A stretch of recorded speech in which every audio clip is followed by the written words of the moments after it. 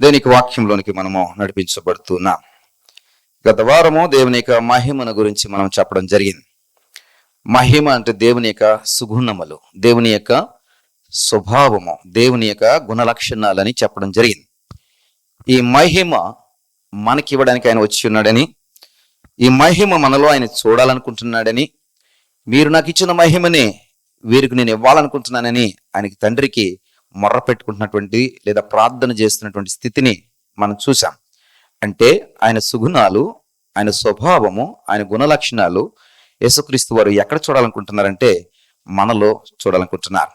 నిజముగా మనము అలాంటి సుగుణాలు, స్వభావము, గుణలక్షణాలు కలిగి ఉంటే నిజముగా మనం దేవుణ్ణి మహిమపరిచినట్లే, దేవుని యొక్క మహిమ మనలో నింపబడినట్లే.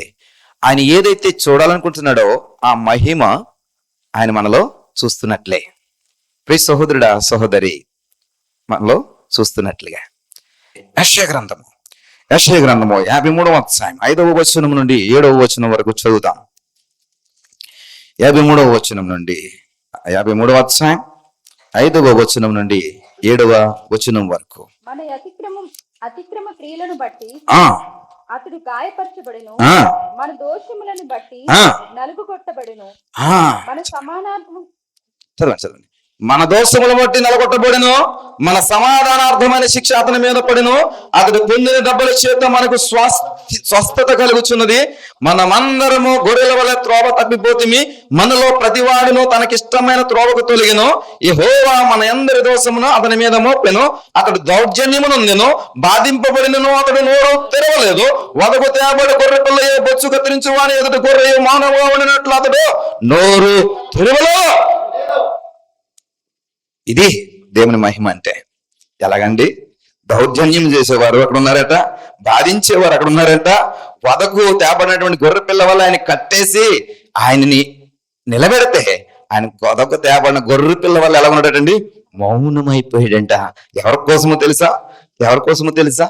నీ కోసము, నా కోసము, అందరి కోసం. ప్రియ సహోదరుడా, ఇంతటి సుగుణాలను ఆయనలో చూపిస్తున్నాడు, ఇంతటి గుణలక్షణాలను ఆయనలో కనపరుస్తున్నాడు. ప్రియ సహోదరుడా, ఈ గుణలక్షణాలు మనకున్నాయా?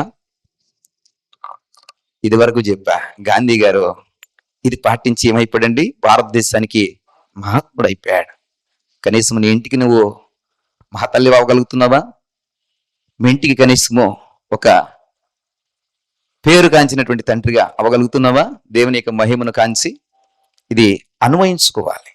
నేను చెప్పే వాక్యాలని ఏం చేయాలంటే మన జీవితాలకి అన్వయించుకోవాలి. అన్వయించుకున్నప్పుడే ఈ వాక్య పరిచర్యకు అర్థం. అన్వయించుకోలేకపోతే ఈ వాక్య పరిచర్యకు అర్థం లేదు. ఇంకోటి చెప్పనా, మీరు ఇక్కడికి వచ్చి ప్రయోజనము లేదు. ఈ సమయాన్ని మీరు దేనికన్నా కేటాయిస్తే ఆ సంతోషమైన దొరుకుతుందేమో. ఇక్కడికి వచ్చిన తర్వాత దేవుని సన్నిధికి వచ్చినప్పుడు దేవుని యొక్క మాటలు మనం స్వీకరించగలగాలి. ప్రియ సహోదరుడా, సహోదరి, మౌనం అయిపోయాడట. ఎలాగటండి? బొచ్చు కత్తిరించి వాని ఎదుట గొర్రెయో మౌనముగా ఉండినట్లు అతడు నోరు తెరవలేదు. ప్రియ సహోదరుడా, ఈ 14 మంది క్రీస్తు మహిమను, సుగుణాలను వారు కలిగి ఉండి కనీసం ప్రతిఘటించలేదు కాదు కదా. ఎందుకు మమ్మల్ని ఇలా చేస్తున్నారని ప్రశ్నించలేదా? మేము క్రీస్తు కొరకు మరణించటానికి సిద్ధం. ప్రియ సహోదరుడా, సహోదరి, మరణానికి అప్పగించడం అనేది యెహోవా యొక్క ఇష్టమంట, తండ్రికి ఇష్టమంట. తండ్రి యొక్క ఇష్టాన్ని నెరవేర్చడానికి ఆయన ఈ లోకంలోకి వచ్చి ఆయనకున్నటువంటి సుగుణములన్నిటినీ కూడా ఆయన కనుపరుస్తున్నాడు. ఆ మహిమ అంటే దేవుడు కలిగి ఉన్నటువంటి మంచి, అదే ఆయన మహిమను ప్రచురపరుస్తుంది. యోహాను సువార్త 7:22 వచనంలో రాయబడిన మాట ప్రకారం ఈ మహిమను నిన్ను ఇప్పుడు ఆయన చూడాలనుకుంటున్నాడు. పాకిస్తాన్ లో 14 మంది చనిపోయారో దేవునికి మహిమను వారు కనపరిచారు. ప్రియ సహోదరుడా, సహోదరి, కనపరిచారు. యేసుక్రీస్తు వారు వదకు తేబడినటువంటి గొర్రె వలె బొచ్చు కత్తిరించు అని ఎదుట మౌనంగా ఉండి ఏ విధంగా అయితే ఆయన మరణానికి సిద్ధపడ్డారో, సిలువ యాగమునకు సిద్ధపడ్డారో, చివరి రక్తపు బొట్టు వరకు ఆయన కార్చారో, ఆ సిలువలో వేలాడుతూ వీరు ఏమి చేయించున్నారో వీరికి తెలియదు, వీరిని క్షమించుడని పలికినటువంటి ఆ పలుకు ప్రపంచ చరిత్రను మార్చింది. ప్రపంచంలో క్రీస్తు యొక్క ఉనికిని శాశ్వతమైనటువంటి చిరునామాగా మార్చింది. క్రీస్తు యొక్క ఉనికిని శాశ్వతమైన చిరునామాగా మార్చింది. అది ఆయనకున్నటువంటి సుగుణం. అది ఆయనకున్నటువంటి సుగుణం. ప్రియ సహోదరుడా, సహోదరి, క్రీస్తు మరణాంతరము రోమా దేశానికి నీరో అనేటువంటి రాజు చక్రవర్తి అయ్యాడు. నీరో అనేటువంటి రాజు చక్రవర్తి అయ్యాడు. జూలియస్ సీజర్ తర్వాత, అగస్టిన్ తర్వాత అతడికి వారసులుగా వచ్చిన వారు ఎవరంటే నీరో చక్రవర్తి. ఈ నీరో కళాకారుడు, చాలా కళాకారుడు. అంతేకాదు క్రూరాతి క్రూరుడు. అంతేకాదు రోము నగరము తగిలిపడుతూ ఉంటుంటే సంగీతముతో మునిగి తేలిన వాడు. మరి చరిత్రలో వివాదాస్పదమైనటువంటి పాలకుడు. ఇతని తల్లిదండ్రులు మరణిస్తే ఇతని మేనమామ ఇతన్ని పంపించాడు. ఇతడు జూలియస్ సీజర్కి ఇంకో పేరు చెప్పండి. అగస్టిన్కి వీళ్ళెవరండి? ఇతడెవరండి? వారసులు. ఈ వారసత్వంలో వచ్చినటువంటి నీరో 17 సంవత్సరాల ప్రాయంలోనే రోమా చక్రవర్తిగా, రాజుగా ప్రమాణ స్వీకారం చేశాడు. ఎవరండి? నీరో. 17 సంవత్సరాల ప్రాయంలోనే. నిజానికి అతడికంటే అంటే ఒరిజినల్ అగస్టిన్కి 2 భార్యలు. అయితే మెయిన్ భార్యకి పుట్టినటువంటి కొడుకు ఇంకా చిన్నవాడుగా ఉన్నాడట. అంటే నీరో కంటే కూడా ఆమెకి కొడుకు లేటుగా పుట్టాడు. ఎవరైతే ప్రియురాలుగా ఉన్నాడో ఆమెకి ఈ నీరో పుట్టాడు. ఇతడు అతడికంటే పెద్దవాడు. కాబట్టి అతను చనిపోయే టైంకి బాలుడైనటువంటి ఒరిజినల్ భార్య కుమారుణ్ణి రాజుగా చేయడము వారి యొక్క ధర్మము లేదా వారి యొక్క చట్టాలు ఒప్పుకోవు. కాబట్టి అతడు ప్రియురాలుగా ఉన్నటువంటి ఆమె యొక్క కుమారుడైనటువంటి నీరోని ఏం చేశారండి? రాజుగా ప్రమాణ స్వీకారం చేయించారు. ఇతడు మరి చాలా క్రూరుడు. మరి 13 సంవత్సరాలు రోమ్ దేశాన్ని పరిపాలించాడు. క్రీస్తు శకము 68వ సంవత్సరంలో చనిపోయాడు. అంతే ఎప్పుడు చక్రవర్తిగా ప్రమాణ స్వీకారం చేశాడండి? క్రీస్తు శకము 55వ సంవత్సరంలో రోమ్ దేశానికి చక్రవర్తిగా నీరో మరి ప్రమాణ స్వీకారం చేశాడు. ఇతడి అసలు పేరు లూసియస్ డొమిటియస్ అహోనోబారస్. ఏంటండి? లూసియస్ డొమిటియస్ అహోనోబారస్. ఇతన్ని సింపుల్ గా నీరో చక్రవర్తి అని పిలుస్తారు. ఇతడికి చరిత్రలో ప్రత్యేకమైనటువంటి చరిత్ర ఉంది. ప్రత్యేకమైనటువంటి పేజీలు ఇతని కొరకు లిఖించబడ్డాయి. అతడు కనుపరిచినటువంటి క్రూరాతి క్రూరమైనటువంటి పరిపాలన బట్టి ఇతడు అతడికి సంరక్షణగా ఉండడం కొరకు ఈ నీరో చక్రవర్తి ఏం చేస్తాడండి? తనకు సంరక్షణగా ఉండడం కొరకు, తనకి ప్రొటెక్షన్గా ఉండడం కొరకు ఒక సైన్యమును సిద్ధపరుచుకున్నాడు. ఈ సైన్యము బానిసల నుండి మరి బలిష్ఠులైనటువంటి బానిసలుగా పట్టబడిన వారిలో నుండి బలిష్ఠులని తీసుకుని వారికి ప్రత్యేకమైనటువంటి తర్ఫీదిస్తూ, ప్రత్యేకమైనటువంటి శిక్షణ ఇస్తూ, ప్రత్యేకమైనటువంటి యోధులుగా వారిని మారుస్తూ వారిని అతని యొక్క ప్రత్యేకమైన స్పెషల్ బటాలియన్ గా మార్చుకున్నాడు. వీరి యొక్క పని ఏమిటంటే రాజు యొక్క సంరక్షణ. వీరి యొక్క పని ఏమిటంటే రాజుకి ఏ విధమైనటువంటి నష్టము గాని కష్టము గాని లేకుండా చూచుకొనుట. వీరి యొక్క పని ఏమిటంటే ఎంతటి శత్రువు అయినా సరే ప్రాణము వడ్డి ఫైట్ చేయుట. వీరు శ్రమైనా భరిస్తారు, కష్టమైనా భరిస్తారు. ఎలాంటి ఉపద్రవమైనా రాజుకు ఎదుట నిలబడి రాజుకు ఎంత కూడా నష్టము గాని కష్టము గాని రాకుండా చూస్తారు. బుల్లెట్ ప్రూఫ్ లాగా పనిచేస్తూ ఉంటారు. అదొక కవచం లాగా పనిచేస్తుంటారు. ఇప్పుడు చాలా మందికి ప్రైమ్ మినిస్టర్కి లేకపోతే మనం చూస్తూ ఉంటాం వారికి జెడ్ కేటగిరీ అని ఇంకా మంచి మంచి ఆ కేటగిరీలు ఉంటూ ఉంటాయి. ఆ కేటగిరీల ప్రకారం వారికి ఉన్నటువంటి ప్రొటెక్షన్ ని వారు అంచనా వేయొచ్చు. అలాగే మన పుతిన్, రష్యా దేశపు అధ్యక్షుడైనటువంటి పుతిన్కి చాలా పటిష్టమైనటువంటి రక్షక బటాలియన్ ఉంటుంది. అతని మాదిరి 7-8 మంది అతని మాదిరి మనుషులు ఉంటారు. ఒకే నెంబర్ కారుతో అనేకమైన కార్లు వెళ్తూ ఉంటాయి. ఈ విధమైనటువంటి ఒక బెటాలియన్ ఎవరి కోసం పనిచేస్తుందంటే నీరో చక్రవర్తికి కోసం పనిచేస్తుంది. వీళ్ళ యొక్క నినాదం ఏమిటంటే సీజర్ మొరిటురితే సెల్యూటస్. వాళ్ళు చెప్పండి, హే సీజర్ మెరిటురితే సెల్యూటమస్. ఇది రోమ్ భాష. హే సీజర్ అంటే నీరో చక్రవర్తికి ముందు ఉన్నటువంటి వారు ఏం చెప్పానండి, జూలియస్ సీజర్, అక్కడి నుంచి వచ్చినటువంటి వారసత్వానికి ప్రతీకగా వీళ్ళు ఏం చేస్తారంటే హే సీజర్ మెరిటురితే సెల్యూటమస్. ఎవరు ఏమంటారో తెలుసండి, గ్లాడియేటర్స్ అంటారు. ఏమంటారండి వీళ్ళని? గ్లాడియేటర్స్ అని చరిత్రలో పిలువబడ్డారు. వీరికి పెట్టినటువంటి పేరు గ్లాడియేటర్స్ అంటే విజేతలు. దీన్ని బేస్ చేసుకుని ఒక చక్కటి మూవీ కూడా వచ్చింది. వీళ్ళు ఎంతమంది చూసారు నాకు తెలియదు, నేనైతే చూడాల. గ్లాడియేటర్స్, ఈ గ్లాడియేటర్స్ ఇదే నినాదం, యోధులం మేము యోధులం, రాజు కొరకు పనిచేసే యోధులం, సూర్యులం మేము సూర్యులం, రాజు కొరకు ప్రాణమిచ్చే సూర్యులం. ఇది నినాదం. ఈ నినాదంతో వీరు నిత్యము పని చేస్తూ ఉంటారు. ఈ నీరో చక్రవర్తికి ఎంత కూడా టెన్షన్ ఉండదు, ఎంత కూడా టెన్షన్ లేకుండా వీరు చూసుకుంటారు. ఆ రోమ్ నగరం తగలబడిపోతుంటుంటే ఇతడు ఈ పిడలో వాయించుకుంటూ కూర్చున్నాడు. అంటే ఎంత నిశ్చయం చూడండి, ఎంత నిభ్రమం, ఎంత ఇదో చూడండి సహోదరుడు. అంటే ఆ రాజుకున్నటువంటి భరోసా అలాంటిది. దేన్ని బట్టి అండి? ఈ గ్లాడియేటర్స్ ని బట్టి రాజుకున్నటువంటి ఆ భరోసా. ప్రియ సహోదరుడా, ఇదే క్రమంలో నీరో చక్రవర్తి క్రైస్తవులను హతమార్చడము చాలా ఎక్కువగా చేస్తూ ఉన్నాడు. పౌలు వారిని శిరస్సు ఛేదించినటువంటి చక్రవర్తి ఎవరంటే నీరో చక్రవర్తి. దీని గురించి మరొకసారి చెప్తా. అలాంటి స్వభావం కలిగిన వాడు, క్రీస్తుకు వ్యతిరేకంగా పనిచేస్తున్నవాడు, క్రీస్తుని వెంబడిస్తున్న వారిని, క్రీస్తుని అనుసరిస్తున్న వారిని నిర్దాక్షిణ్యంగా శిరచ్ఛేదనం చేసి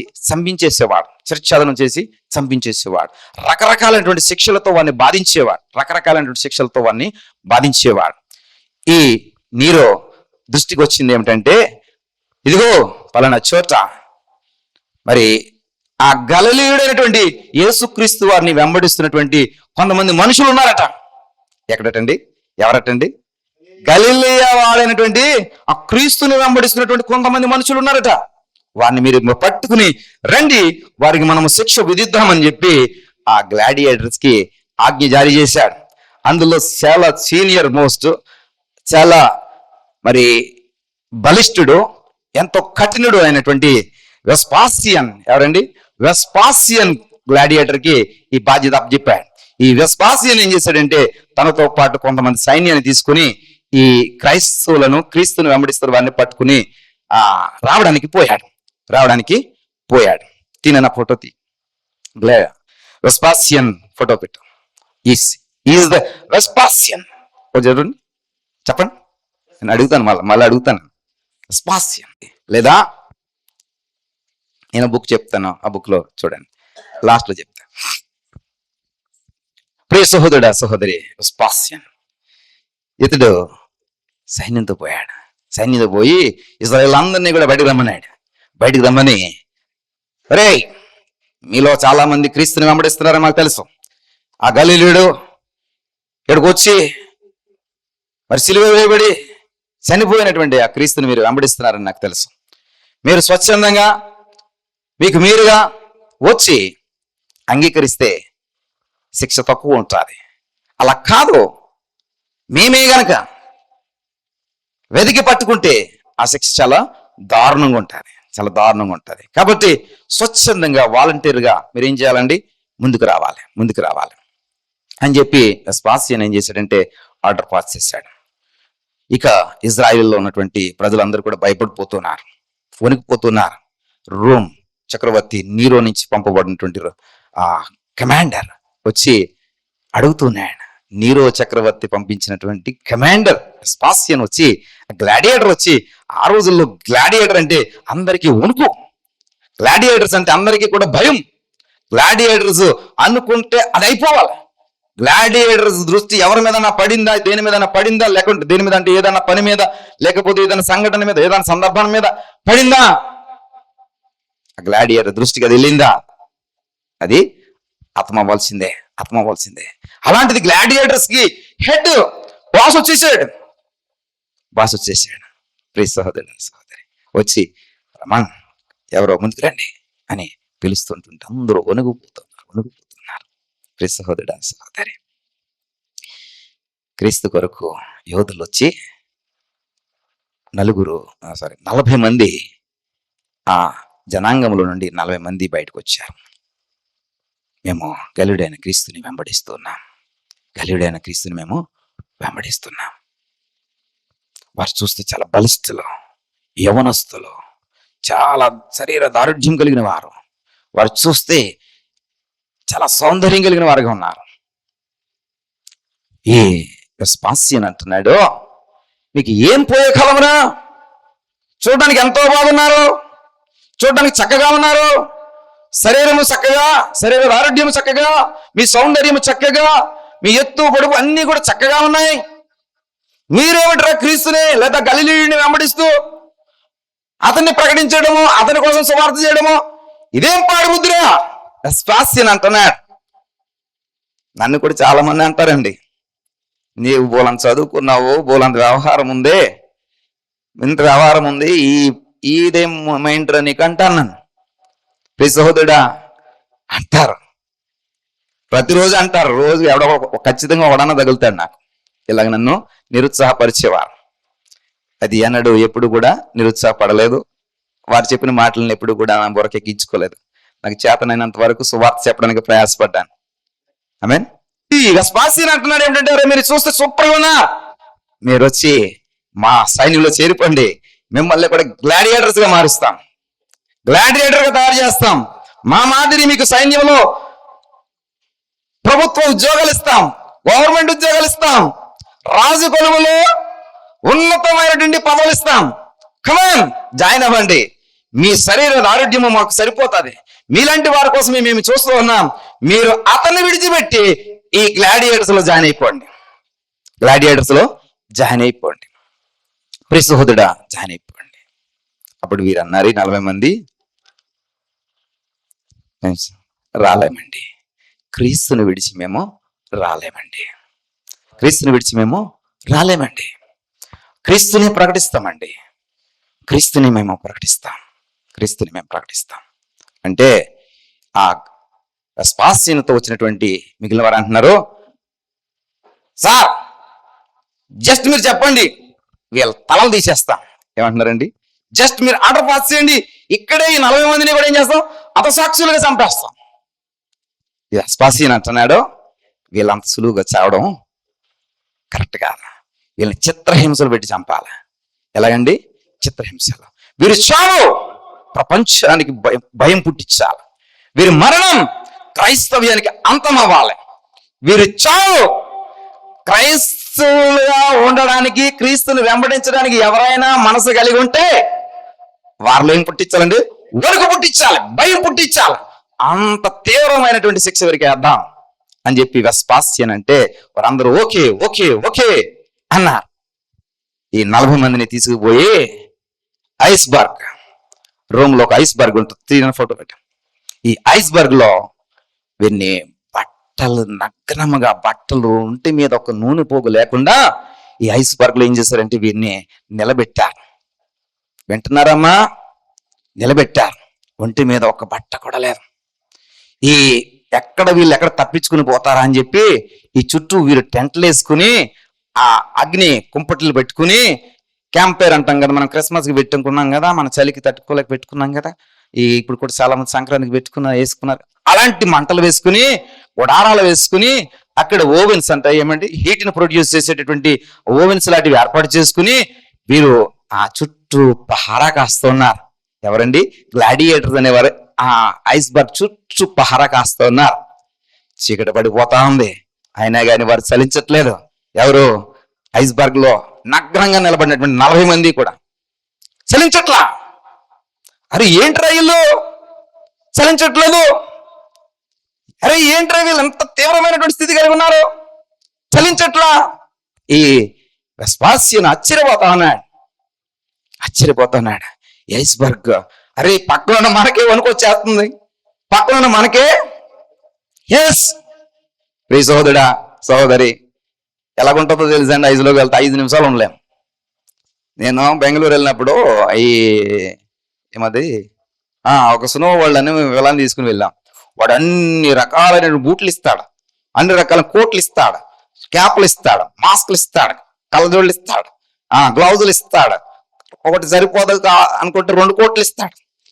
ఇవన్నీ పట్టుకుని లోపలికి వెళ్తే 5 నిమిషాలు నువ్వు అందులో ఉంటే ఒట్టు ఏమవుతుందో తెలుసా, శరీరం అంతా ఎముకలు కొరికేసి తీవ్రమైనటువంటి ఒక్కసారిగా కుదిలైపోయి చేతులు కాళ్ళు చచ్చుబడిపోతాయి.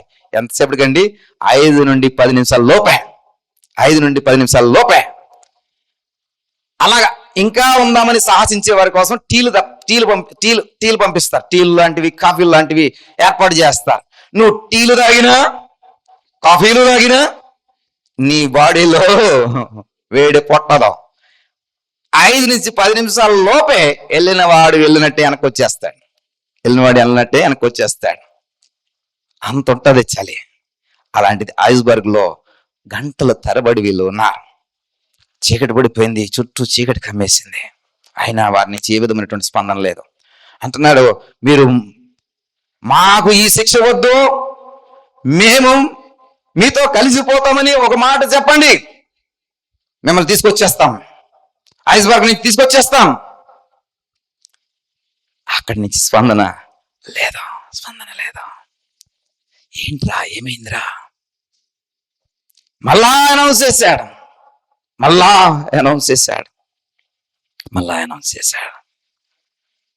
ఎక్కడి నుంచి స్పందన లేదు. మెల్లటి స్వరం వినబడుతుంది. 40 మంది కలిసి ఒకటే గొంతుగా, 40 మంది కలిసి ఒకటే స్వరముగా, నుండి క్రీస్తు కొరకు యోధులం మేము, క్రీస్తు కొరకు శూరులం మేము, క్రీస్తు కొరకు మేము పని చేస్తాం, క్రీస్తు కొరకు అలేగా నడుస్తాం, ప్రార్థనే మా ఆయుధం అని స్వరం వినపడుతుంది. ఎందుకు తెలుసా? మేము రాయబారులమండి, క్రీస్తు కొరకు పనిచేసే పరిశుద్ధ రాయబారులం. మేము రాయబారులమండి, క్రీస్తులోనికి మిమ్మల్ని నడిపించటానికి. సమిధలంటే తాను కరిగిపోతూ, తనలో తంతా ఆరిపోతూ, నలిగిపోతూ వెలుగును పంచేటటువంటి సమిధలం. మేము వెలుగులం. ఎవరికంటే లోకానికి వెలుగులం, పరిశుద్ధ రాయబారులం, యోధులం. మేము యోధులం, క్రీస్తు కొరకు పనిచేసే యోధులం. సూర్యులం, మేము సూర్యులం, క్రీస్తు కొరకు నడిచే సూర్యులం. శ్రమైనా, ఇబ్బంది అయినా, అవిధేయత అయినా, వ్యతిరేకత అయినా, అనైక్యత అయినా, చాటున మాట్లాడే గుసగుసలైనా మా ఆయుధం ప్రార్థనే. ప్రియ సహోదరుడా, సహోదరి, మేమెవరమండి? విశ్వాస వీరులం, జగానికి సమితులం. మొన్నే చెప్పా, సర్వలోకము దేవుని యొక్క మహిమ చేత నింపబడింది. యెషయా గ్రంథము 6:3 సర్వలోకము దేవుని యొక్క మహిమ చేత నింపబడింది. ఎలాగా?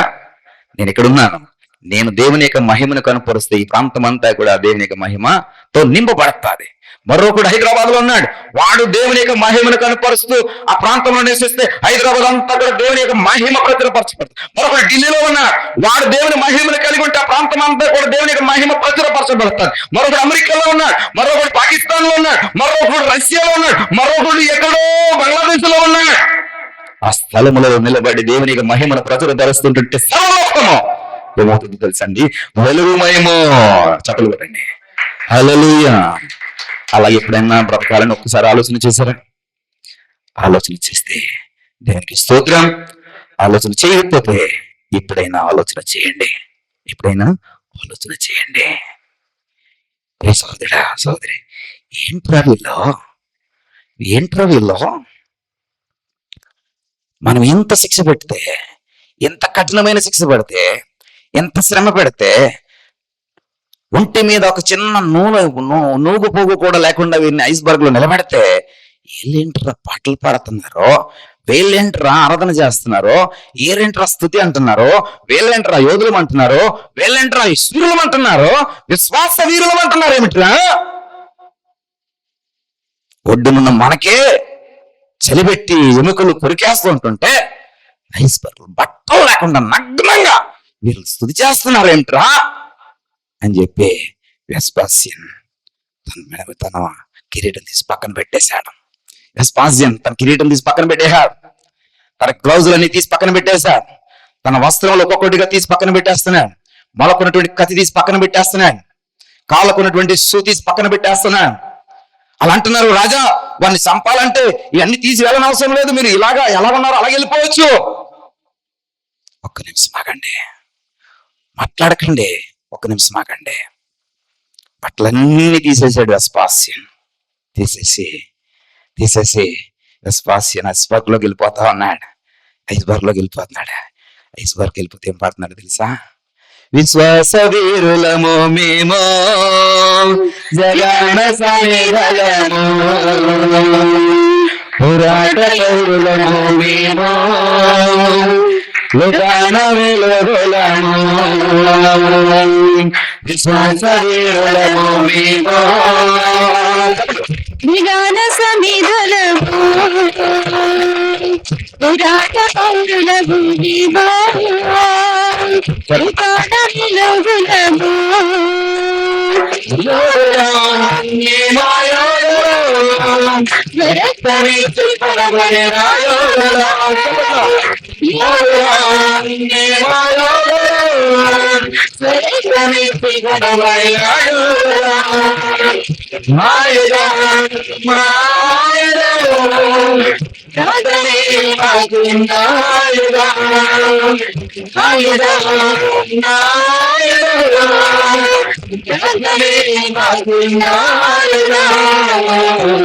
పల్లోకరాయ బాధలో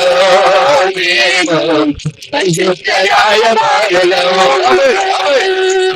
పల్లోకరాయ బాధలో పరిశుద్ధరాయ బాధలో. ఈ పాట పాడుకుంటూ వెళ్ళిపోయాడు. అంటున్నాడు, బాయ్ బాయ్, నేను గ్లాడియేటర్స్ కి హెడ్ గా ఉండను. ఈ స్థుతిలో నేను భాగమవుతా, ఈ సైన్యంలో నేను భాగమవుతా, వారితో నేను ఈ చలి అనుభవిస్తా. ప్రియ సహోదరుడా, సంవత్సరాలుగా పరిచర్యకి వస్తున్నావు, పరిశుద్ధ మందిరానికి వస్తున్నావు, హోలీవే సంఘంలో వస్తున్నావు. ఎన్నడైనా ఎప్పుడైనా ఈ పరిశుద్ధ రాయబారుల యొక్క భారాన్ని, దర్శనాన్ని ఎప్పుడైనా గ్రహించావా? పరిశుద్ధ రాయబారుల యొక్క ఆత్మ ఎప్పుడైనా గ్రహించావా? ప్రియ సహోదరుడా, సహోదరి, ఇంత కఠినుడో, ఇంతటి క్రూరుడో, ఇంతటి హత్యలు చేసి, నరహత్యలు చేసి హంతకుడో, ఏ మాత్రము కూడా దయా దాక్షిణ్యమో కారుణ్యత ఏమీ లేకుండా నిర్దాక్షిణ్యంగా చంపేసేటువంటి స్వభావం కలిగిన వాడు, దేవుని యొక్క మహిమను కనుపరుస్తున్నటువంటి 40 మందిని బట్టి మారిపోయాడు. నీ మహిమను నువ్వు కనుపరిస్తే నీ పక్కింటి వాడు ఎందుకు మారడో, నీ స్నేహితుడు ఎందుకు మారడో, నీ ఎదురింటి వాడు ఎందుకు మారడో, నీతో మాట్లాడుతున్న వాడు ఎందుకు మారడో, నీ చుట్టూ ఉన్న జనులు ఎందుకు మారడు? ఒక్కసారి ఆలోచన చేయి. కఠినుడు మారాడయ్యా. ఆ తర్వాత క్రమంలో నీరో చక్రవర్తి ఆత్మహత్య చేసుకున్నాడు. నీరో చక్రవర్తి స్థానంలో చక్రవర్తి ఎవరయ్యారో తెలుసా?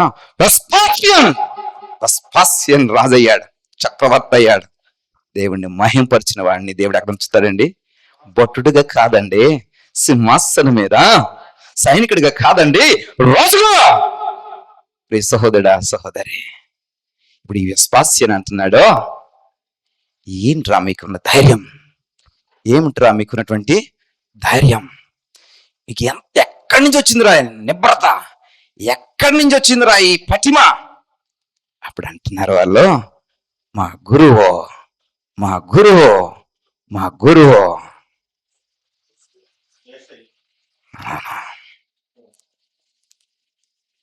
నికోదేం, యోహాను సువార్త 3వ అధ్యాయం 3వ వచనంలో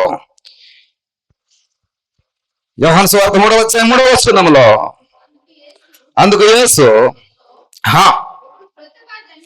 ఒకడు కొత్తగా జన్మించదనే గాని దేవుని రాజ్యమును చూడలేడని నీతో నిశ్చయముగా చెప్పుచున్నాను. నీతో ఎవరు? నీతో నికోదేము ఎవరంటే యూదులకు అధికారిగా పనిచేస్తున్నాడు. ఇతడు పరిసయ్యుడు. 1వ వచనం నుండి చూస్తే యూదులకు అధికారిగా పరిసయ్యుడిగా మనకు కనబడుతున్నాడు.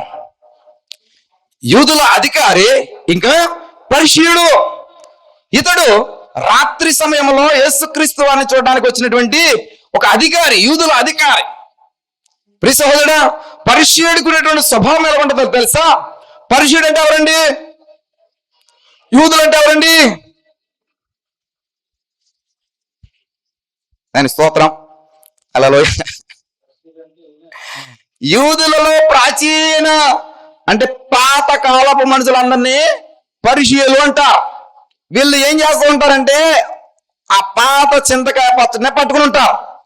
నేను క్రీస్తుని అంటే నమ్మరు, నేను దైవ కుమారుని అంటే నమ్మరు, నేను మెస్సయ్యని అంటే నమ్మరు. ఏం పట్టుకుని ఉంటారండి? ఆ పాత చింతకాయ పచ్చడే మాకు కావాలి, అదే మాకు రుచి అనేటువంటి స్వభావం కలిగిన వారు. చూద్దామా మరి ఒకసారి లోకాసు వార్త 11వ అధ్యాయం. లోకాసు వార్త 11వ అధ్యాయం 39 నుండి కొన్ని మాటలు చూద్దాం. లోకాసు వార్త 11వ అధ్యాయం 39 నుండి చదువుదాం. చదవండి అమ్మా. అందుకు ప్రభు ఇట్లనెను. ఇది ఎవరి కోసం చెప్పబడుతుంది అంటే పరిసయ్యుల కోసం చెప్పబడుతుంది. వారి యొక్క స్వభావం గురించి చెప్పబడుతుంది, వారి యొక్క గుణాల గురించి చెప్పబడుతుంది, వారి యొక్క క్యారెక్టర్ గురించి చెప్పబడుతుంది. ఈ పరిసయ్యుడు అంటే ఎలా ఉంటాడంట? మీరు గిన్నెయో పల్లెమును వెలుపల శుద్ధి చేయదురు కానీ మీ అంతరంగము దోపుతోనూ చెడుతనమును నిండి ఉన్నది. పరిసయ్యుడి యొక్క మొదటి గుణం ఏంటంటే బయట చాలా శుభ్రంగా ఉంటారు. చేసుకునే బట్టలు కానీ, చేసుకునేటువంటి సెంట్ కానీ, అలంకరణ కానీ అబ్బబ్బబ్బబ్బబ్బబ్బబ్బ వీడు నిజమే క్రైస్తవుడు అన్నట్టుగానే ఉంటారు. మన యొక్క వినయమో విధేయత చూసి అబ్బాయి ఎంత గొప్ప క్రైస్తవుడు అనుకుంటాం. కానీ లోపల ఎలా ఉంటుందటండి? వెలుపల శుద్ధి చేయదురు కానీ మీ అంతరంగము దోపుతోనూ చేయడం. మీలో అంత ఈ పరిసయ్యుడి యొక్క గుణాల్లో మొదటి గుణం ఏంటో తెలుసా అండి? బయటికి చాలా బాగుంటారు నోయ్, ప్రార్థన పరుల్లో కనబడతారు నోయ్, బైబిల్ తీసి అబ్బబ్బోయ్ ఎంత బాగా చదువుతున్నారు అన్నట్టు ఉంటుందండి రోయ్. ఇంకా ప్రార్థన చూస్తే అబ్బబ్బోయ్ ఎంత బాగా గట్టిగా చేస్తున్నారు అన్నట్టుగానే ఉంటుందండి రోయ్. బయటికి ఎలా ఉంటుందండి? కనిపించుకోవడానికి చాలా చాలా క్రైస్తవులమే, మేము భక్తి పరులమే, మేము దేవుడిని వెంబడించేవారమే అన్నట్టు ఉంటుంది. కానీ లోపల ఏమైపోయి ఉంటుంది తెలుసా అండి? ఏమైపోయి ఉంటుందండి? దోపుతోనూ. దోపు అంటే అది కూడా ఒక రకమైనటువంటి మాలిన్యం, మడ్డి. ఆ మడ్డి లోపల తోమరేళ్ళ, బయట ఏదో అవుతారు, ఈ లోపల అలాగే ఉంటుంది, ఈ లోపల అలాగే ఉంటుంది. ఈ మాటలు చాలా క్లియర్ అర్థం చేసుకోండి. దీని గురించి నేను మళ్ళీ లేఖనాలకు వెళ్తా. లోపల ఎలా ఉంటుందండి? మడ్డితోనే ఇంకా మాలిన్యంతోనే ఉంటారు, చెడుతోనే ఉంటారు. రెండవ గుణం ఏంటంటే అవివేకులారా. వీళ్ళు ఎవరండి? అవివేకులు అంటే వివేకము లేనటువంటి వారు. వీరిలో వివేచన పనిచేయదు, వీరికి ఎంత మాత్రం కూడా ఆలోచన పనిచేయదు, వీరిలో జ్ఞానం పనిచేయదు. వీరు ఎవరండి? అవివేకులు. ఎవరండి వాళ్ళు? పరిసయ్యులు, యూదులకు చెందినటువంటి పరిసయ్యులు. ఇంకా వెలుపల భాగము చేసిన వాడు లోపల భాగము చేయలేదా? కాగా మీకు కలిగిన ధర్మము చేయుడి, అప్పుడు మీకు అన్ని శుద్ధిగా ఉండను. అంటే ధర్మము చేయుడి అంటే అర్థం ఏంటంటే వీరు ధర్మము చేయనివారు, ధర్మము చేయనివారు. ఇంకా మీకు కలిగినంత మీకు అన్ని శుద్ధిగా ఉండను అంటే వీళ్ళు ఈ పైకి కనబడేటువంటి భక్తి పరులు, కానీ లోపల ఎలా ఉంటుందంటే అంతా కూడా ధూళి, చెడు. ఈ మనసంతా కూడా కల్మషం, మాలిన్యం. ప్రతి ఆదివారము ద్రాక్షరసము తాగుతాం. ఎందుకో తెలుసా? క్రీస్తు రక్తము ప్రతి మాలిన్యమును కడుగుతుందని, క్రీస్తు రక్తము ప్రతి అపరాధమును కడుగుతుందని, క్రీస్తు రక్తం ప్రతి దోషమును కడుగుతుందని. కానీ ఏంటి లాభం? అది మడ్డి. లోపల ఏముంది? మడ్డి ఉంది. దాన్ని తోమాల, తోమితేనే కానీ మడ్డిపోదాం. ఇక అర్థమవుతుందా? మడ్డిది. ఈ పరిసయ్యుల యొక్క స్వభావం అలాంటిది. మనలో అలాంటి పరిసయ్యుల స్వభావం ఉంటే కనుక ఇప్పుడు ఏం చేయాలా? నేను ఏం చేయాలో చెప్తాను తర్వాత లేఖనాలు బట్టి. దాని స్తోత్రం. ముందుకెళ్దాం. అయ్యో పరిసయ్యులారా, మీరు పుదీనా అమ్మా సదాప మొదలైన ప్రతి కూరలోనూ 10వ వంతు చెల్లించుతున్నారే కానీ వీళ్ళ యొక్క స్వభావం ఎలా కూడా తెలుసా? పుదీనాలో ఇచ్చేస్తారు 10వ వంతు. ఇంకా సదాప అదో రకమైనటువంటి ఏమంటారు దాన్ని, కూర అండి. అదో రకమైనటువంటి, నాకు అంత క్లారిటీ లేదు, నేను దాని గురించి పెద్ద స్టడీ చేయలేదు. మీకు అర్థమైపోద్ది అన్నటువంటి నమ్మకం నాకు. ఎందుకని మీరు పరిశీలు మాదిరి అవివేకులు కాదు. మీరెవరు వివేకం కలిగిన వారు. మొదటిది ఒకటి చెప్తే రెండోది మీరు పట్టుకుంటారా లేదా? మొదటి ఏం చెప్పానండి? పుదీనా చెప్పాను. రెండోది అమ్మా సదాప మీరు పట్టుకోవాలి. ఇప్పుడు సదాప అంటే మీరు చెప్పాలి. ఇప్పుడు చెప్పండి అంతమంది వివేకులు. నేను స్తోత్రం. సరే అలాంటిది అనుకోండి, పుదీనా లాంటిది, మెంతుకూర అనుకోండి కాసేపు, అంతేనా? ఇంకేమంటారు? కరివేపాకు అనుకోండి కాసేపు. ఏమనుకుంటారు రాంబాబు గారు? కరివేపాకు అనుకుంటాం. దేవుని స్తోత్రం. సంఘ పెద్ద గారు చెప్పారు కరివేపాకు అనుకోమని. మనకు తెలిసిన భాష మనకున్నది అది. ఇప్పుడు సదాప అంటే అక్కడి నుంచి తెస్తామండి అంటారు మళ్ళా. అందుకని ప్రతి కూరలో ఏం చేస్తారంటే 10వ వంతు ఇచ్చేస్తారు. ఇందులో ఏమాత్రం కూడా డోకా ఉండదు. రెండో చూస్తే కనుక న్యాయమును దేవుని ప్రేమను విడిచిపెట్టుచున్నా. ఏం విడిచిపెడతారటండి? న్యాయం విడిచిపెట్టేస్తారు, దేవుని ప్రేమను విడిచిపెట్టేస్తారు. దేవుని ప్రేమ ఏం చెప్తుంది? అయ్యా వీరు ఏమి చేయుచున్నారో వీరికి తెలియదు, వీరిని క్షమించమని చెప్తా ఉంది. ప్రేమ అన్ని ఆజ్ఞల కంటే కూడా గొప్పదైనది, శ్రేష్టమైనది ఏంటండి? నిన్ను వల్ల నీవు పొరుగువాన్ని ప్రేమించుమని. నీలో ఒక పగ వచ్చిందా, నీలో కోపం వచ్చిందా, అలా రోజులు తరబడి ఉంటా. భర్త అని ఉండదు, భార్య అని ఉండదు, పిల్లలని ఉండదు. ఇక నీవు ఈ ప్రేమను కనపరచడంలో, క్రీస్తు ప్రేమను కనపరచడంలో ఎలా ఉంటావు? నీకంటే కూడా ఎవరు బెటరు? పరిచయుడు బెటరు. అవునండి కాదు? ఇచ్చుటలో 10వ వంతు ఇస్తారు కానీ న్యాయమును దేవునిగా ప్రేమను కనపరచుటలు ఎలా ఉంటారంటే వీళ్ళు ఎలా ఉంటారండి? విడిచిపెట్టేస్తారు. అసలు ప్రియ సహోదరి గమనించండి. వాటిని మానక వీటిని చేయవలసి ఉన్నది. మనం పొరపాటున ఇలా చెప్పామనుకోండి, ఏదని ప్రేమించండి అని చెప్పామనుకోండి, సరే నీకు నీ వాళ్ళ నుంచి ప్రేమిత్తం మొదలెడతామండి అని చెప్పి రేపు నుంచి 10వ వంతు కూడా మానేస్తారు. మనకున్నటువంటి జ్ఞానం అలాంటిది. కొన్ని డినామినేషన్లో నుంచి వస్తూ ఉంటారండి. ఆ మధ్యకాలంలో తేజ్ అని ఒక అతను వచ్చాడు మనకి. ఈ చర్చ్ ఆఫ్ క్రైస్ట్ అని ఒక వేస్ట్ డినామినేషన్. నా దృష్టిలో, నా సొంత అభిప్రాయం చెప్తున్నాను, ఇది ఎవరి సొంత, వేరే వాళ్ళ అభిప్రాయం కాదు. వాళ్ళ యొక్క తీరు ఎలా ఉంటుందంటే, పట్టిన కుందేలకి 3 కాళ్ళు, కట్టిన కుందేలకి 3 కాళ్ళు. వాళ్ళకి చప్పట్లు కొట్టడానికి చేతులు రావు, ఆరాధించడానికి నోరు పెగలదు. వీళ్ళ యొక్క విధానం అంతా కూడా వేరే. అందుకని ఎవరితోనే పెట్టుకొని కానీ చర్చ్ ఆఫ్ క్రైస్ట్ వాళ్ళతో పెట్టుకోవద్దు అంటారు.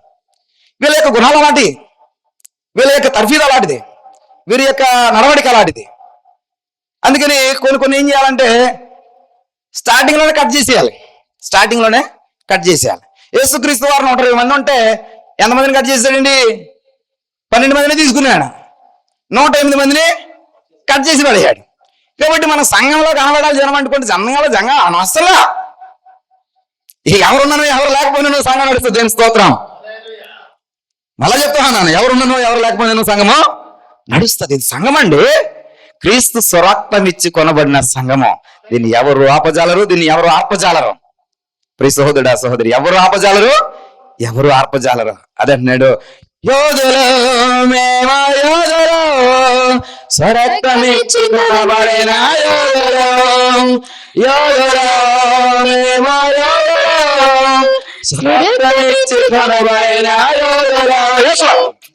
మేము యోధులమండి, స్వరక్తం ఇచ్చి కొనబడిన యోధుల. కాబట్టి మరణం ఎదురుగున్నా, శత్రువు ఎదురుగున్నా, పరిస్థితులు ప్రతికూలంగా ఉన్నా, ఎంతగా మించినటువంటి ప్రతికూలలు కోకొల్లలు చూసాం.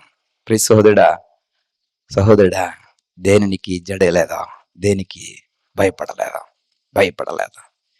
కాబట్టి ఎవరు ఉన్ననో ఎవరు లేకున్నానో సంఘము నడుస్తుంది. ఇది దేవుని యొక్క సంఘం. చివరికి మాట చెప్తాను, నేను లేకున్నాను సంఘం నడుస్తుంది.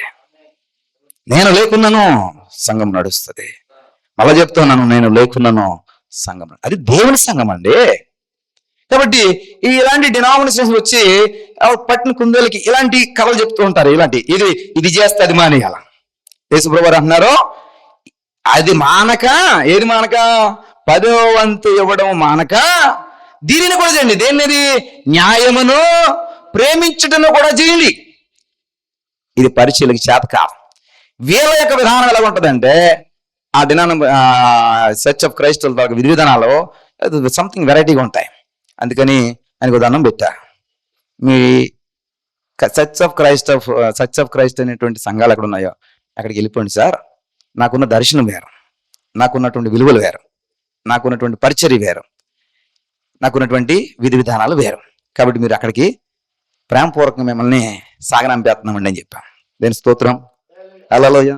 ప్రేమపూర్వకంగా సాగనంపేయాలండి. ఓయ్ దేనికి స్తోత్రం. ఇప్పుడు స్కూళ్ళు ఉంటాయి. టింపానీ స్కూల్కి వెళ్దాం మనకు, మా పిల్లలు అక్కడ చదువుతున్నారు కాబట్టి టింపానీ స్కూల్ అని. అక్కడికి వెళ్తే దానికి ఉండే స్టాండర్డ్స్ దానికి ఉంటాయి.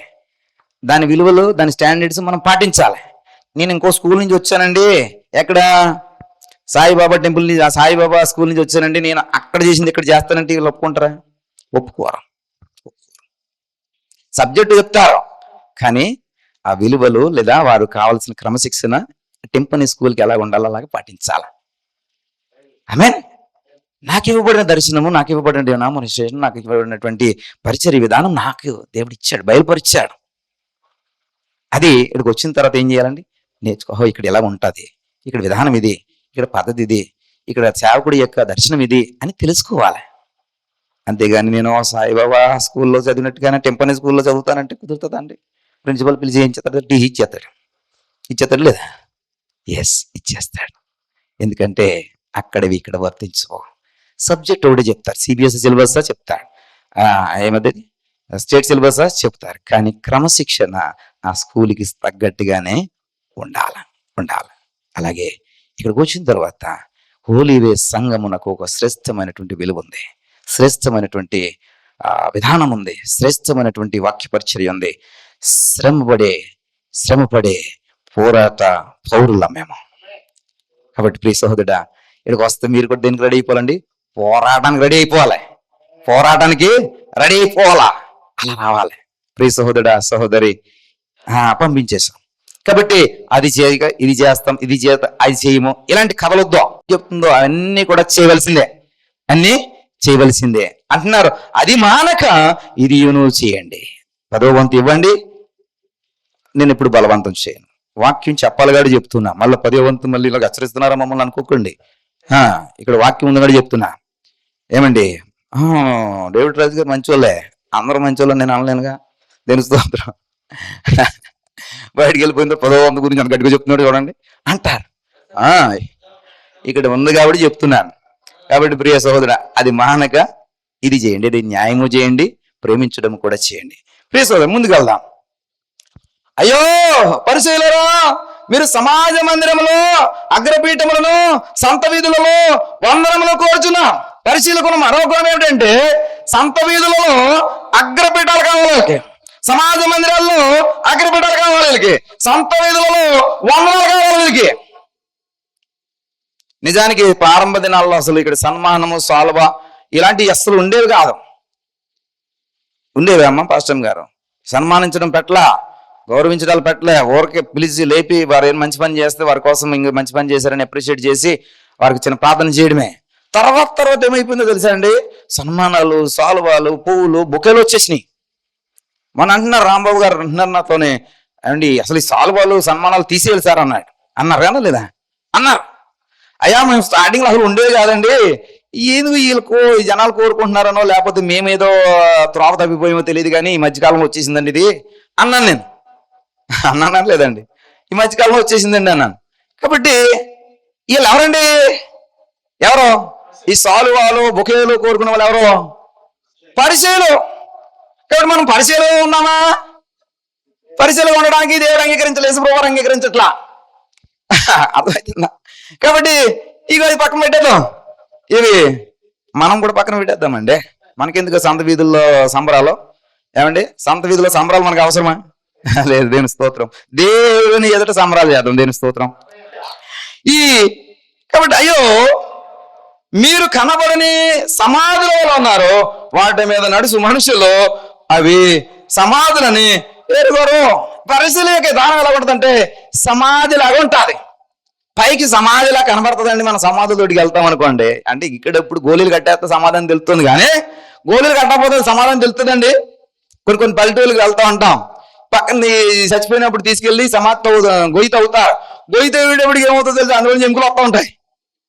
ఎందుకని ఇది వరకే అక్కడ ఏమున్నాయి, సమాధి ఉంది. ఇది వరకే అక్కడ ఎముకలు ఉన్నాయంటే ఎవరినో కప్పెట్టారు. కానీ పైకి ఎలా ఉన్నది, మామూలు ల్యాండ్, ఏమంటారు దాన్ని, సమానమైన భూమిలా ఉంది. కాబట్టి వీడికి సమాధానం తెలియక ఏం చేశాడు పాపం, వీడికి సంబంధించిన అక్కడ కప్పెడదామని చెప్పి వీడితో పోయాడు. అందులో ఏమున్నాయి, ఎముకలు ఉన్నాయి. మన బ్రతుకులు కూడా అలాగే ఉంటున్నాయి, లోపల ఎముకలు ఉంటున్నాయి, పైకి కనపడతలేదు. మన జీవితాలు అలాగే ఉంటున్నాయి, లోపల ఏముంటున్నాయంటే ఎముకలు ఉంటాయి, ఎండిన ఎముకలు ఉంటాయి, కుళ్ళిన ఎముకలు ఉంటాయి. కానీ పైకి ఎలా ఉంటదండి, అక్కడ సమాధి లేనట్టే ఉంటా. తవ్వుతే తెలుస్తుంది. తవ్వు అంటే గడ్డబార తీసుకుని తవ్వుతే తెలుస్తుంది. ఎమ్మకలేని గారు కొన్ని లక్షణాలు చెప్తూ ఉన్నాను. వీడు కనపడని సమాధి మాదిరండి. వీడు తవ్వుతేనే కానీ వీళ్ళు ఎముకలు ఉన్నాయి, కుళ్ళిన ఎముకలు ఉన్నాయి, కుళ్ళిన స్థితి ఉందని తెలియదు. మన జీవితాల్లో కూడా అంతే, పైకి కనబడుతూ ఉంటాం, చాలా ల్యాండ్ సదునైన భూమిలాగా కనబడతాం. తవ్వుతే తెలుస్తుంది లోపల ఎముకలు ఉంటాయి. తవ్వుతే తెలుస్తుంది లోపల ఎలాంటి కులుబుద్ధి ఉందో. తవ్వుతే తెలుస్తుంది మనలో ఉన్నట్టు స్వభావం ఏంటో తెలుస్తుంది. ప్రియ సహోదరుడే సహోదరి, ఈ మాటల్లో వాక్యపు మాటలే, కానీ ఒకవేళ మీలో ఇలాంటి సమాధి కలిగినటువంటి సమాధిని కనుపరిచే విధంగా మన యొక్క ప్రవర్తన ఉంటే ఇప్పుడు ఏం చేయాలంటే సరి చేసుకోవాలి. నా కోసమే చెప్పారు, వద్దొద్దు ప్రియులారా, నువ్వు నాకేమైనా శత్రువా, నిన్ను ప్రేమిస్తున్నాను నేను. నువ్వు నాకేమైనా విరోధవా, నిన్ను ప్రేమిస్తున్నాను. నువ్వు నాకేమన్నా కానివాడవా, కాదే.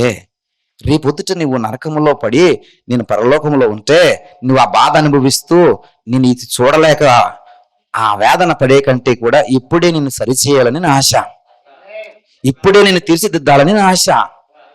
ప్రియ సహోదరుడా సహోదరి, ఆ తర్వాత నేను అక్కడ ఉండి మీరు నరకంలో ఉండి కాలిపోతా ఉన్నారనుకోండి, నేను ఆనందాన్ని ఆనందించలేను. మీకంటే నరకంలో ఉన్నటువంటి శోభ కంటే కూడా నా శోభ ఎక్కువగా ఉంటుంది. అందుకని ప్రతి ఒక్కరిని మారండ్రా అని చెప్పేది. అందుకని దానికి స్తోత్రం కలుగును గాక. అవి నా కోసమే చెప్పారు వాక్యము. ఎవరండి మీరు, ఎవరండి? నాకేం శత్రువా మీరు? కాదా ప్రియ సహోదరుడా, ఒకవేళ నీకు అనగా అనిపిస్తుందా నా కోసమే చెప్పబడిందని వాక్యం నీకు అనిపిస్తుందా? ఎస్, ఎగ్జాక్ట్లీ నీ కోసమే చెప్పబడుతుంది. నువ్వేం చేయాలి అప్పుడు? మారాలా.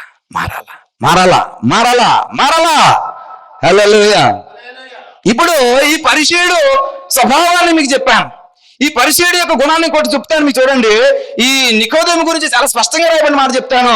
7వ అధ్యాయం యోహాను సువార్త 49వ వచనం నుండి కొన్ని మాటలు చదివితే కనుక, యోహాను సువార్త 7వ అధ్యాయం 49:50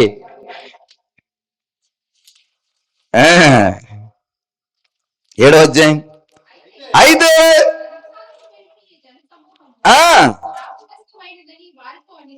చూడండమ్మా, అయితే చూడండి ఈ మాటల్లో శ్రద్ధగా వినండి. చదవండి కూడా, చదువుకుంటే మంచిదే, లేకపోతే నేను చదువుతున్నాను కదా నా మాట అని వినండి. మరి పాయింట్ మిస్ అయిపోయిన తర్వాత మళ్ళీ దానికోసం మళ్ళీ నా కోసం వ్యతిరేకంగా పుస్తకాలు రాయకండి. ఏంటంటే పాయింట్, ఈ జన సమూహము శ్రాపగ్రస్తమైనదని వారితో అనిరి. చూడండి ప్రియులరా, ఇక్కడ జన సమూహం ఉంది. ఈ జన సమూహం అంట ధర్మశాస్త్రమును ఎరుగనటువంటి జన సమూహం అంట. వింటున్నారా నా మాట? జన సమూహం ఉంది. ఈ జన సమూహానికి ఏం తెలియదటండి? ధర్మశాస్త్రం తెలియదట. ఇక్కడ సంఘం ఉంది, సంఘానికి వాక్యం తెలియదు. అర్థమైంది పాయింట్ అది. సంఘానికి వాక్యం తెలియదు, సంఘానికి ధర్మశాస్త్రం తెలియదు, సంఘానికి బైబిల్ మాటలు తెలియవు, సంఘానికి ఇందులో ఉన్నటువంటి మర్మాలు తెలియవు, సంఘానికి ఇందులో ఉన్నటువంటి గుణార్థాలు తెలియవు, సంఘానికి వాక్య పరిచయం తెలియదు. వాళ్ళు ఎవరట?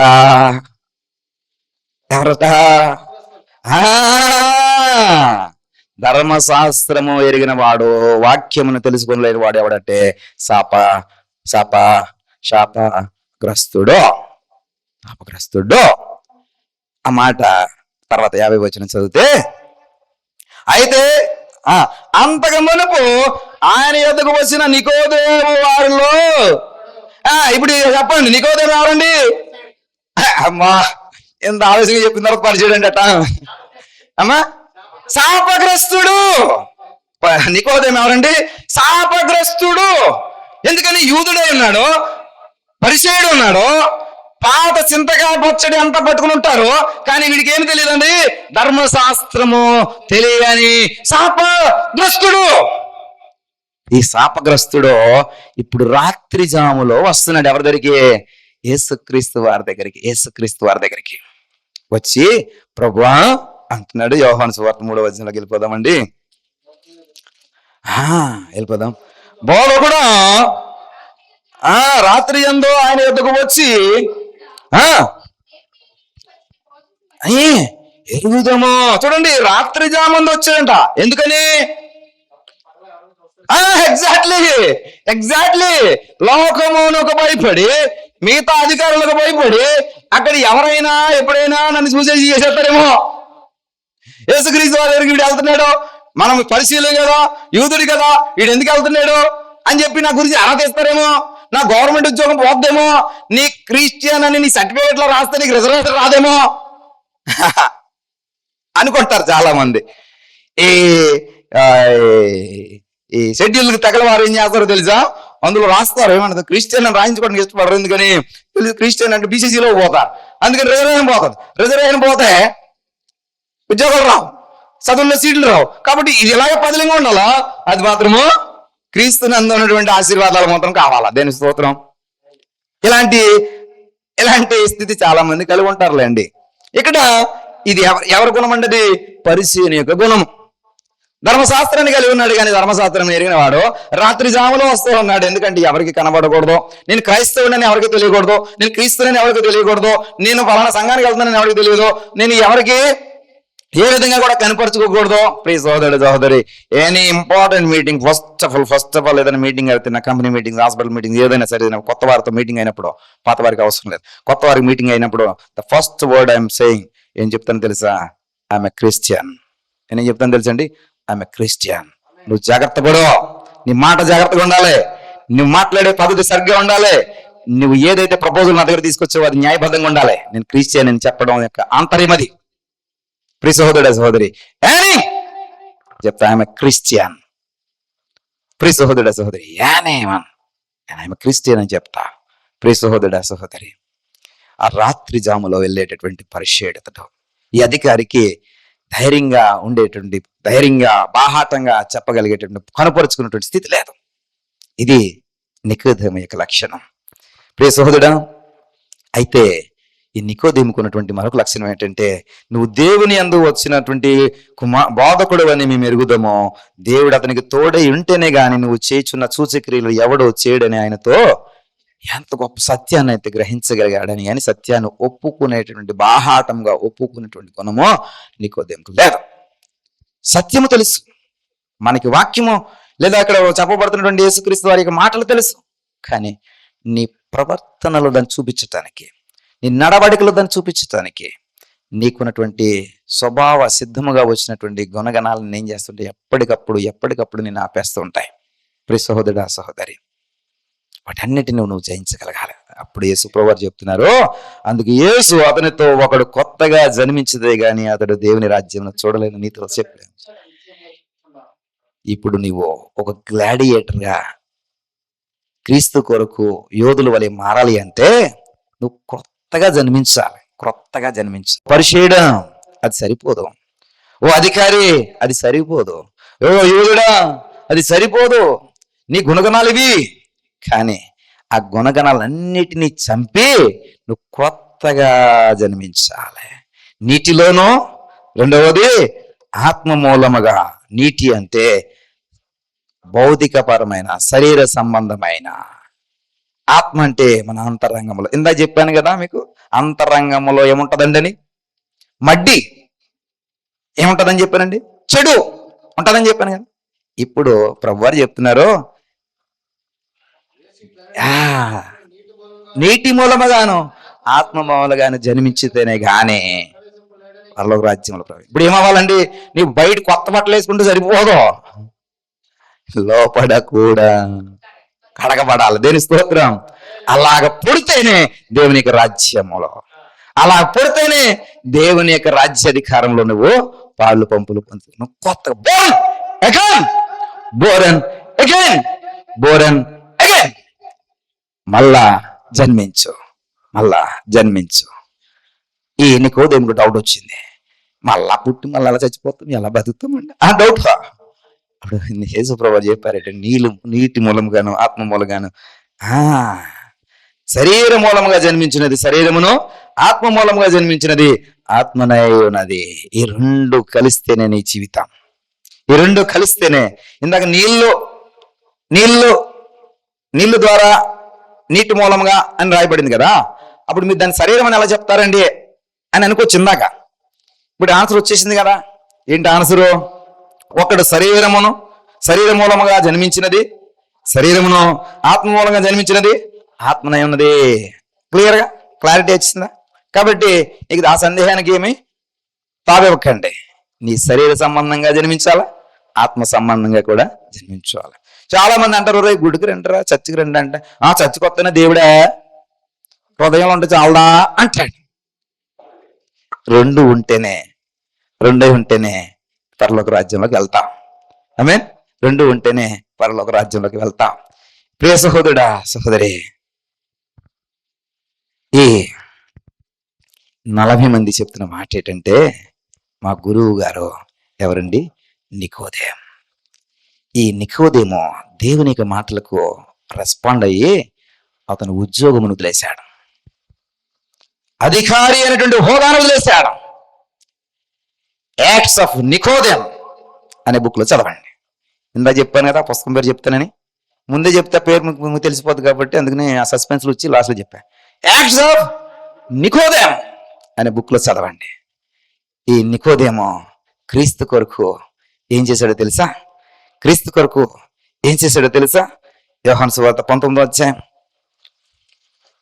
39వ వచనం.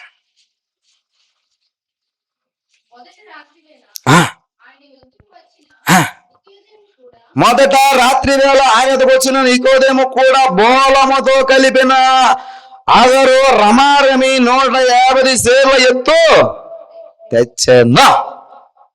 ఎప్పుడండి? యేసుక్రీస్తు వారు మరణించిన తర్వాత, ఆయన శిలువ నుంచి దింపేసిన తర్వాత, ఆయనని ఏ విధంగా తీసుకుని వెళ్ళాలి, ఎలాగ ఆయనని రాత్రిలో ఉంచాలని ఆలోచన చేస్తున్నటువంటి సమయంలో ఈ నికోదేమో ఏం తీసుకొచ్చాడు తెలుసా? బోళము, సుగంధ పరిమళ తైలము తీసుకుని వచ్చాడు. ఎవరటండి ఇతను? మొదట రాత్రి వేళ ఆయన వద్దకు వచ్చిన